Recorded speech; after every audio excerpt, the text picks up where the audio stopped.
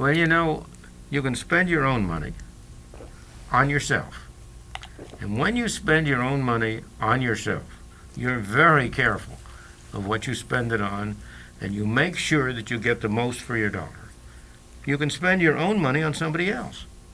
You give gifts to other people. You take people out to dinner.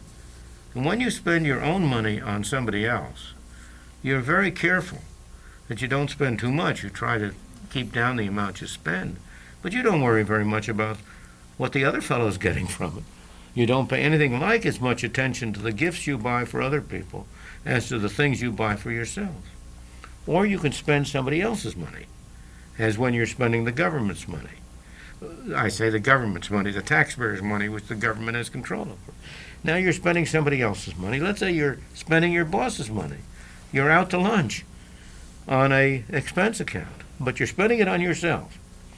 You're very careful that you get good things for your money. You try to have a good lunch and pick the right things, but you're not very much worried about whether you get the cheapest. Spend all you want. Spend all you want. You'll be careless. Now, what happens when you spend somebody else's money on somebody else? You're a distributor of welfare funds. Well, you're interested in making your own life as good as you can, and most people have humane instincts and want to do the best they can, but you're not going to be anything like as careful in spending somebody else's money on somebody else. So there are 4 ways in which you can spend money. On one side of that box is your money, somebody else's money. On the other side of that top part of that box are 2 columns, on yourself or on somebody else. And that corner box where you spend money on yourself is when you really get your money's worth. And the rest, the worst of all, is the right-hand box, when you spend somebody else's money on somebody else. And that explains the schools today. That explains the schools today. You're right. All so-called public schools, government schools, people are spending somebody else's money on somebody else. The teacher isn't spending his own money on the children. He's spending the taxpayers' money on the children. And that goes throughout the system, absolutely. Growth, and we're going to continue to have growth. But we need growth to meet the challenge of being... But we should not increase our debt over time at a rate that's faster than our growth. I mean, we can handle the debt we have. We can handle the debt we have relative to our current output.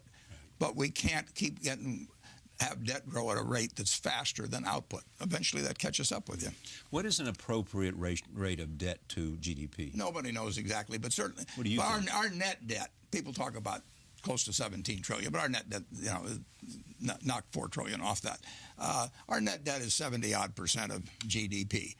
We came out of World War II with, I think, close to 120%. I may be off a little bit on that. So nobody knows a magic level, but you don't press it to the ultimate. I mean, and if we stay at 72% or whatever it may be at the net debt to GDP, that's perfectly okay.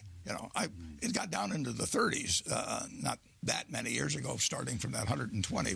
But we're fine. But it's a trend that should not continue. How do you feel about sequestration? Well, again, that gets into the, that sort of gets into the games that people play. I would just like them to focus on what this country needs, what they can do for the 315 million people.